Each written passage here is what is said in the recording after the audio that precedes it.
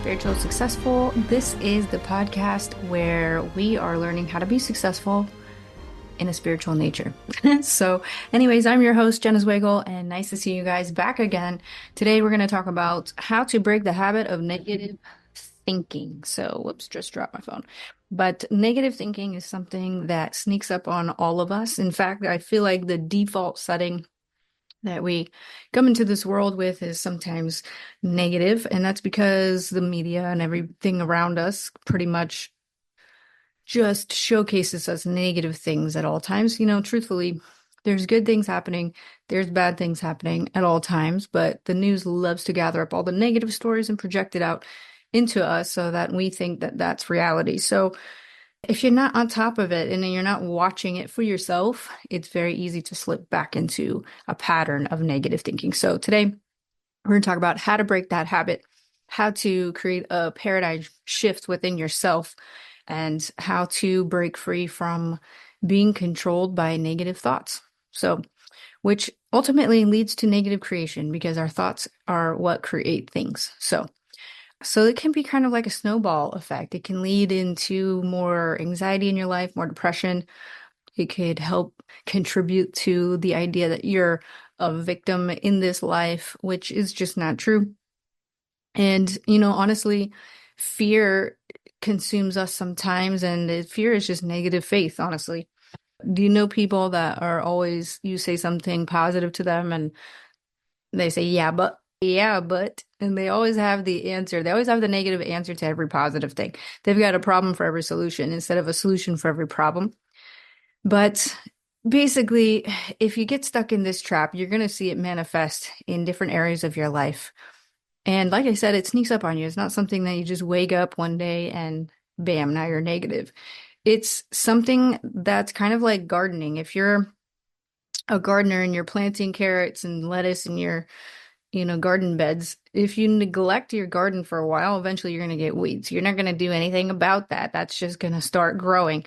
You're not going to cause these weeds to come out of anywhere. They're just going to start growing and they're going to start overtaking your garden. So when we neglect the garden in our mind, weeds begin to grow. And when that happens, it can destroy all the good. And it becomes a weed bed instead of a garden.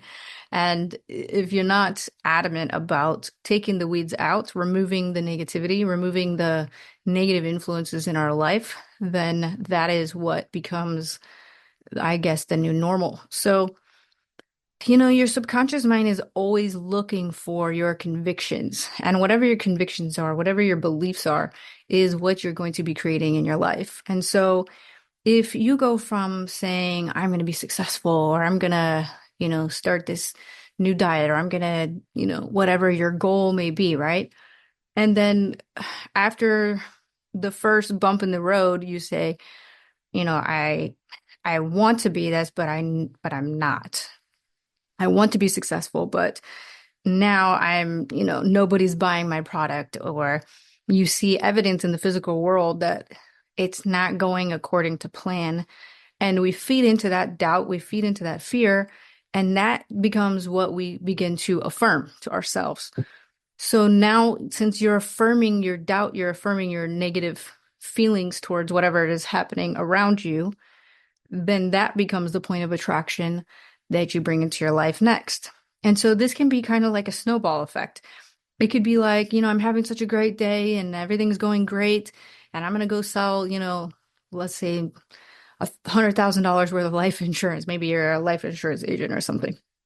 And then the first rejection you get, first door slams in your face. And then you start to think, well, maybe this is not for me.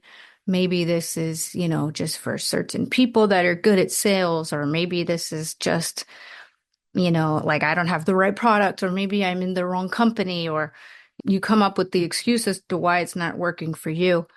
And you start to affirm that. So now you're affirming that, you made a mistake, and you may end up losing money instead of making money. And you start visualizing becoming a failure instead of visualizing yourself as a success. Now, what we have to do in this situation is get to the realization that there is no real mistakes along the way. And any temporary seemingly setback that comes along our path is the perfect path still.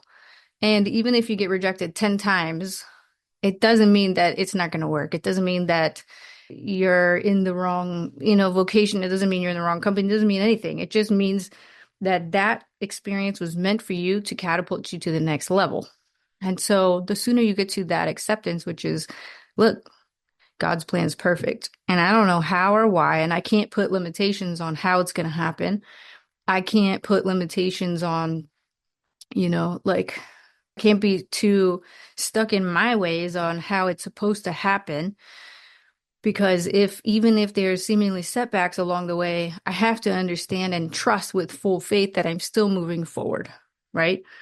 And so you have to be so consciously aware of what you are affirming in your life, because like I said, when it sneaks up on you, you start to affirm your doubts and your fears, and then you're completely off track and are bringing into your existence versus what it is that you truly want.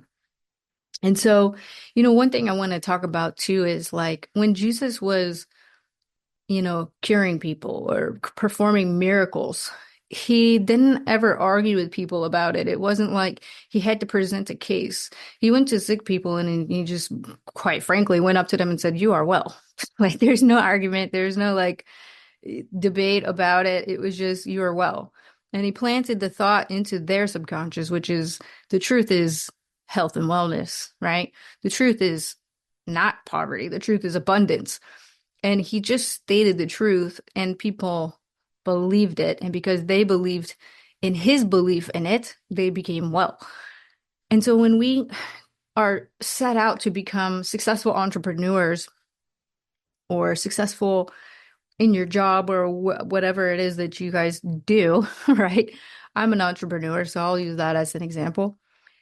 When you're on your path and when things aren't looking good, it's not a sign that things are going to stay that way. It just means that you have to hold fast even more so to the truth. And the truth is abundance. The truth is success. The truth is that the only concept of failure is something that we create ourselves. And failure is not meant to be something that we stick to or park at. It's just meant to be learning lessons along the way so that we can get to where we are. For instance, everything that ever happened in my life that I thought was bad, it actually ended up being really good for me because it gave me a stronger foundation. But, you cannot be successful if you are thinking thoughts of becoming unsuccessful. You can't be well if you're thinking thoughts of being sick. And everything starts in mind. Everything starts in the mental world first. And because it starts there, we can't look at the causes of things and assume that that's the truth. The truth is the first cause is always mental, and that we are creating everything every step of the way. And so when you're feeling like you're off track, you must affirm that you're on the right path, and you must affirm that you're being guided, and that it doesn't matter how you're going to get there. It just means that you have to keep pressing forward, and that you have to press forward in faith and trust that you're going to find your way. Even if it seems like there's no way, there will be a way will be made. I had this recent experience with trading, and, I blew a bunch of money basically because I took the wrong trade. I didn't trust myself. And I've been really reflecting on that a lot lately because my strategy was so sound for so long. And it wasn't really my strategy that was the problem. It was the fact that I got greedy and took somebody else's trade and stopped trusting myself for a moment. And I trusted in something else besides myself. And because of that, I really spent a lot of time just kind of reflecting, like where did I go wrong? Like how could I let this happen? And am I, I had the doubts, like, am I supposed to be a trader? Like, am I still on the right path? Like, how do I feel about this now? And I felt like in a moment I wanted to kind of isolate, like self-protect and not be exposed at all. I didn't want to be like relied upon by anybody. But truthfully, I wasn't isolating from people. I was isolating myself from God, right? which is the root of our being. And I think I got too big for my britches too fast. I mean, I'm just being completely honest. Like I was like, wow, like I'm gonna crush it forever. Like I don't even need to study anymore. I don't even need to read all these books anymore because trading is my personal development, and that couldn't be further from the truth. You have to like spend time in meditation and deep thought and study and learn, and you have to take control of your mind every single day. Just like if you were going to the gym every day, you're working out your muscles. You have to also clean up your garden in your mind. And because I had stopped doing that, I got negative results on the charts. And I know it's related because, well, if I just get up every day and I start trading and I get right into the charts with no thought, really just jump right in, I thought I'm just gonna, learn my life lessons through trading instead of really taking time to clean up the garden in my mind. And when you don't take the time to do that every single day, wake up and study something that's positive or put yourself into a positive mentality, it will start impacting your physical reality and it will be so sneaky that it will sneak up on you. And before you know it, something bad's going to happen or something we think is bad is going to happen. And that's meant to kind of redirect us back to the path of truth. In fact, I read something today and it said all suffering is basically meant to help guide us back to the path of truth. And when I read that, I was like, yeah, that's exactly what happens. That's what happened to me. And it's so easy to look around our physical reality and look for evidence of the things that we fear. But when we see affirmations of disease and disaster and poverty, failures and loneliness, but yet the reins of our destiny is really in our hands. And even Jesus said, as ye believe, so shall it be done unto you. And so we have to use the word faith in overcoming negative thought. And we have to use the word delusion, I think, to mean belief in negative thought. Because even Wallace D. Wattles in the Science of Getting Rich book, he talks about there's only one truth, right? And the physical reality we see around us is not necessarily the truth. It's just a reflection of what's inside. It's just a projection of our innermost thoughts and feelings. And we only see evidence of the things that we are most in tune with or the things that we are attracting ourselves. Truthfully, there's positive and negative particles floating all around us all the time, and we're like magnets and we're magnetizing them to ourselves. So one person could be getting positive results and the other person could be getting super negative results and yet live near each other or around the same environment, but they're getting different results because one is charged towards negative and one is charged towards positive. And I'm bringing up Jesus a lot because he was like a master at this. He was a mental master. And he said, be of good cheer. And that he had overcome the world by faith. Faith is so important when you're trying to clear out your negative garden, right? Or your negative weeds in your garden. Because you have to know that, if I keep working at this and I keep self-correcting and I keep getting myself right back on the narrow path of truth with faith, eventually I'm going to get to where I want to go, right? And we got to take up faith like a sword or even like gardening tools, to overcome all things, to overcome the things that are in our way, seemingly, or the things that test us or the things that present as obstacles, because truthfully, those are opportunities. But we have to use the faith that we will eventually arrive if we stay persistent, consistent, and show up every single day and are diligent about what we are allowing into our subconscious and through our conscious mind. The subconscious mind turns everything into physical reality, all of our beliefs. And if we find lack and limitation and disease, then we can be sure that our convictions are going to bring that about. And when you isolate yourself from God or from the power, the source of all, because you fall into this ego trap, then you're going to get negative really fast. And before you know it, it's like everything that presents, you're quick to respond with something negative as your main perspective. of how things are. But the truth is that these unattainable opposites could actually serve you. So, faith in the right direction is really all it takes to realign and to overcome negative thinking. So I've done a few things along the way that have helped me kind of readjust and that I've done to kind of, catch myself when I fall off track because we're all human and we all do it. Eventually it all happens. But I think the most important thing is to have the awareness that, okay, I am not my best self or I am falling out of alignment and there's definitely weeds in my garden. Like we have to have the awareness. But there are things that I have done that have helped me along the way. And one thing is to just understand that I have to not get attached to my problems. I cannot get attached to, anything that's negative around me. I have to be willing to give up my problems, turn them over to God, right? Or turn them over to the universal mind, whatever word you want to use there. I'm going to say God today because it just seems right.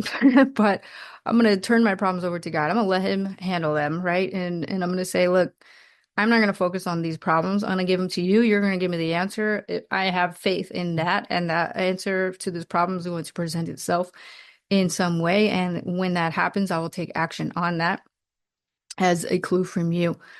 And so the thing is like when we separate ourselves from God, we feel more alone and we feel more insecure and we feel like the world is like hostile and out to get us. But truthfully, like God's with you every second of every day, all the time. And somebody asked me, like, do you meditate? Yeah, I do actually, but I try to stay as close to God as I can.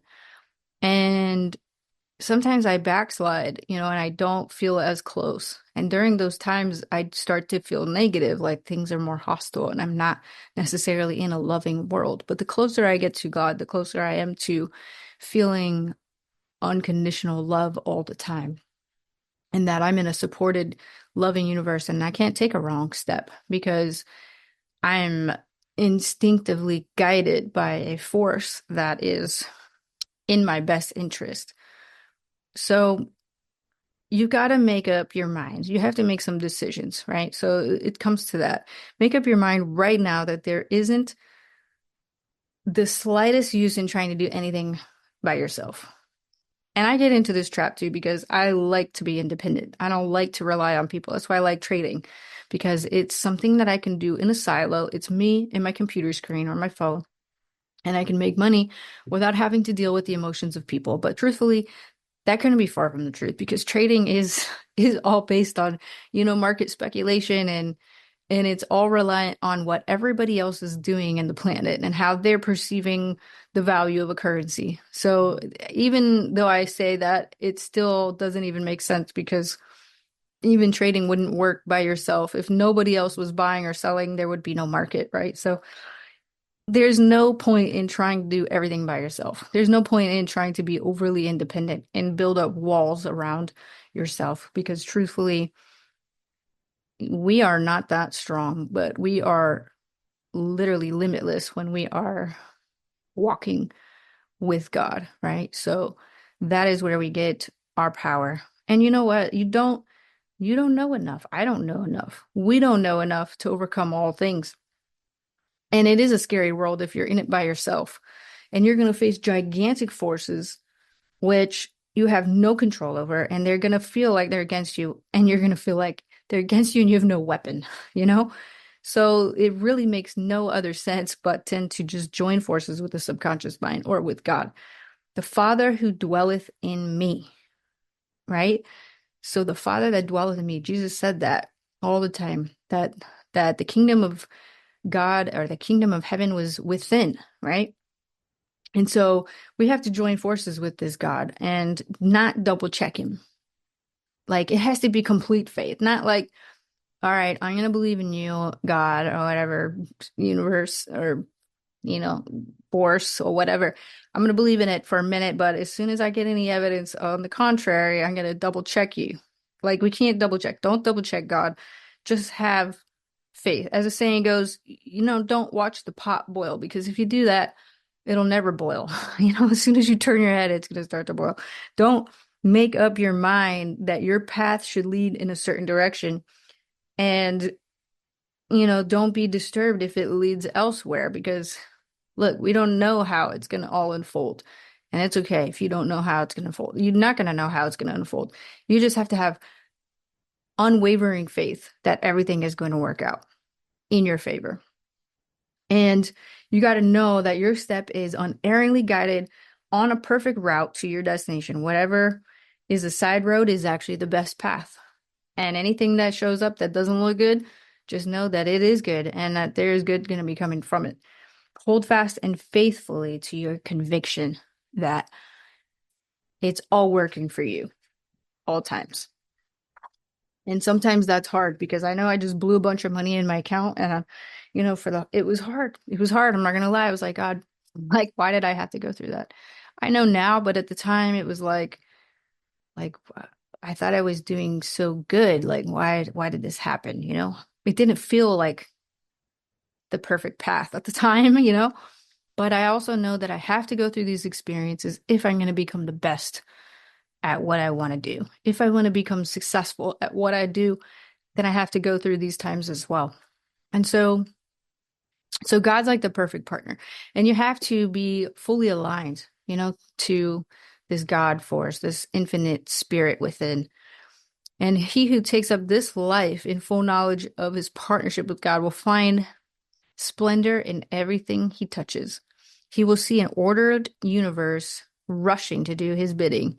He will not say, I will be successful, and then hours later say, I will not, right? He will have the courage and faith of his convictions and will reject all else until his desire becomes manifest in his life.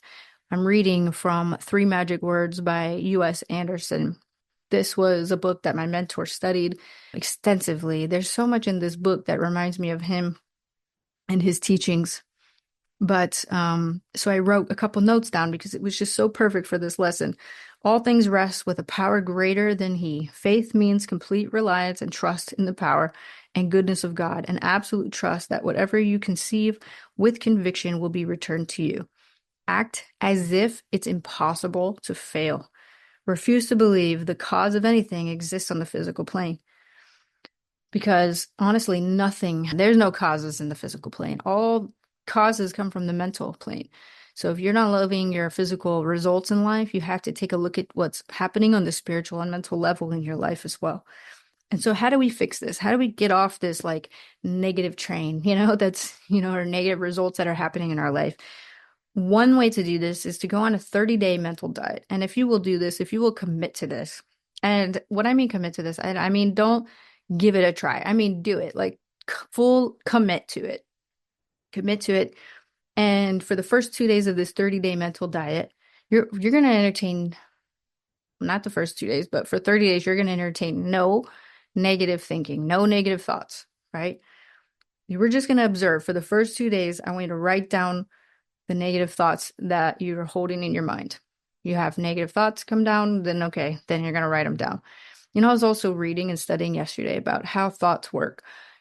Thoughts are actually spiritual in nature. We think we have thoughts, but really it's just all around us. Thoughts are like in this like sea, this infinite sea, and they're all around us all the time. And that's probably how telepathy works. If somebody has a thought, another person can pick up on it. But we observe them. We get to choose them. It's like a whole sea of thoughts happening all around us, and we get to choose what thoughts we have. We're not the ones actually having the thoughts. The thoughts are spiritual in nature. They're coming from wherever they're coming from, God, I guess, or, the spiritual world, right? And we get to decide which ones we're going to entertain, which ones we are going to hold on to, which ones we're going to add emotion to. And that's what becomes manifest in our life. So a 30-day mental diet means to observe thoughts as they flow in and flow out, observe them, and only choose positive ones. Do not choose any negative ones. If you entertain a negative thought, then get rid of it right away. And you have to do this for 30 days straight. And if you only entertain positive thinking for 30 days, you will be closer to God than you've ever been before. And you will have much better results in your life. And until you become a master of your thinking, you will never become a master of your fate. The other thing that I suggest to kind of pivot is if you do have a negative thought, like I said, the first 2 or 3 days, write it down. You're going to be amazed and astounded at how many negative thoughts you actually have on a daily basis. Now, don't say, oh, I don't think negatively. Don't do that. Just do this anyways. Because you think you don't, but you do. Like we all do. Especially if you haven't weeded the garden in a while, then there's probably more negative thoughts in around you than you probably are aware of.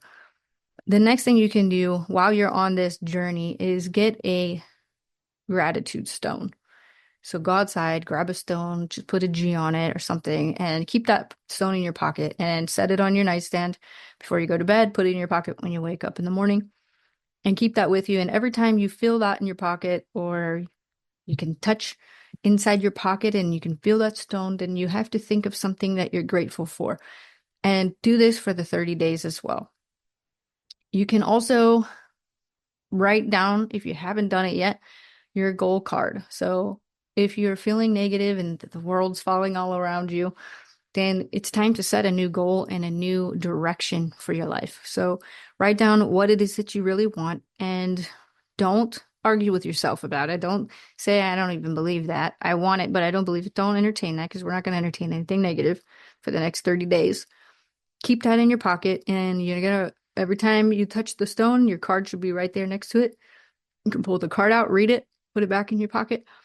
And the more you read it and the more you add emotion to it, the more quickly it becomes manifest in your life. So my goal is to earn $10,000 a day trading, and I want to have a $200,000 live trading account. That's my goal. So I'm putting that in my pocket next to my gratitude stone. So every time I feel like a negative thought coming on, or I'm in a negative vibration, meaning I have negative emotions around me, or I just feel like I'm not in a good vibe altogether, then I'm just going to go ahead and revisit that every time. That's something easy to do, and it's a good way to kind of get your mind back on track to where it needs to be. So do those things for the next 30 days and watch how your life changes. Watch how everything changes around you. After you do that for 30 days, you're going to realize that you can control your thoughts. You can be the master of your fate. You can be the master of your life. And it's actually quite amazing to see how good things can get. You will start building a habit of looking for good in all situations. If you ban the idea that this doesn't work, you can't say that because for the next 30 days, you're not allowed to entertain anything negative. So that means no negative beliefs either. No, oh, this is just woo-woo crap. No, like, oh, this isn't going to work. That's negative, right? So we can't even entertain that. If you commit to this for the next 30 days, just watch and be amazed at what changes and shifts in your life and become so aware of just the natural flow of things and the natural flow of thoughts around you. And you will understand that you can be a mastermind when you have the ability to choose what thoughts you're going to stick to. Because if you hold on to negative thoughts that come through you, right, or around you, and you're basically adding it to you. If you're entertaining negative thoughts, you're adding it to you. You're adding it to your person. You're adding it to your experience. So we want to be diligent about not adding negative thoughts to our life at all. Because if we do that, then again, we're going to be manifesting that, which is not what we want, which is probably very far off from our goals. So I challenge all of you guys to do this for the next 30 days. Get a gratitude stone, get a goal card, and do not have negative thoughts for the next 30 days. The first 2 days, you can write them down just so you can be more aware.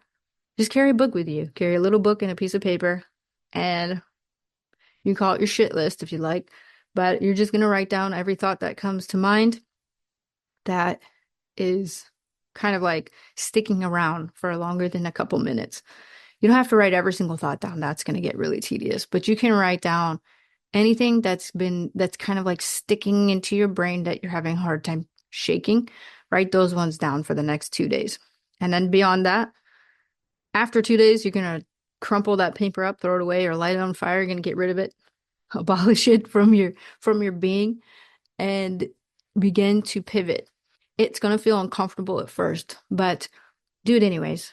And when you do this, like I said, you will begin to break the habit of this negative thinking pattern that you have basically fallen in it too. So I hope this helps. I hope you guys get a lot from this podcast, and I will see you guys all on the next one. Thanks for tuning in.